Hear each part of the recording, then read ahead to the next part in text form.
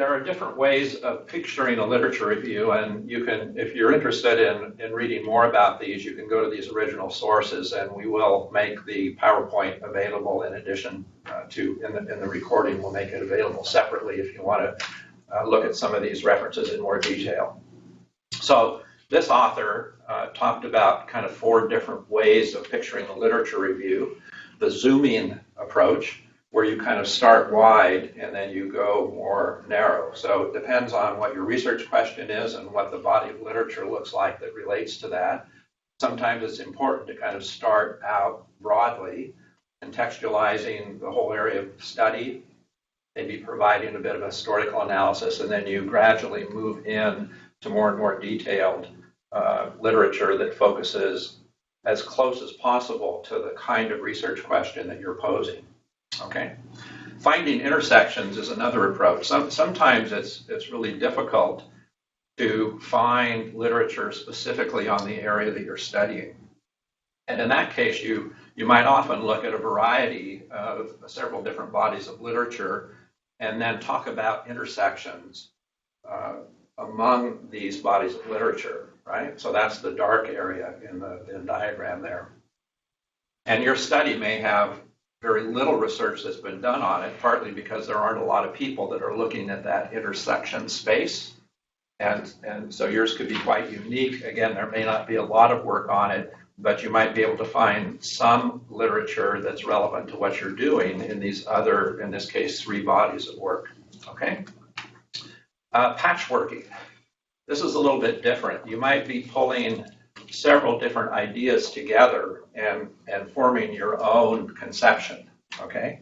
But in that case, when you're doing patchworking, you really need to help the reader understand why you've selected the different pieces of this puzzle and how they fit together, okay? You don't want to leave it to the reader to make sense of several different bodies of literature. You need to help them understand in what way you're putting them together as a foundation for the work that you're going to be doing. And the funneling approach, as you can kind of tell, there might be a fairly large body of work out there, but you narrow it down fairly quickly into the specific areas that you're going to be looking at. But there could be a huge amount of work in an area you're looking at, and you have to make decisions about which ones of those you're going to be focusing on for purposes of your study. Okay, there could be other ways of kind of picturing what a literature review looks like and how it can be organized, but these are some that I found useful. So, Tom, what's the difference between the zooming and the funneling? Well, I think they're very similar. I interpret the funneling approach. Is that the one you're talking about, zooming and funneling? I think they're very similar. The point is that you're starting more broadly, and I think the funneling process is one where you may have a huge body of literature, and what you have to do is narrow that down to the parts that are most relevant to what you're doing, right? I'm thinking more of, in zooming, I'm thinking more that the wide view would be a broad contextualization of an area of work or a problem and how that problem has been addressed in various ways.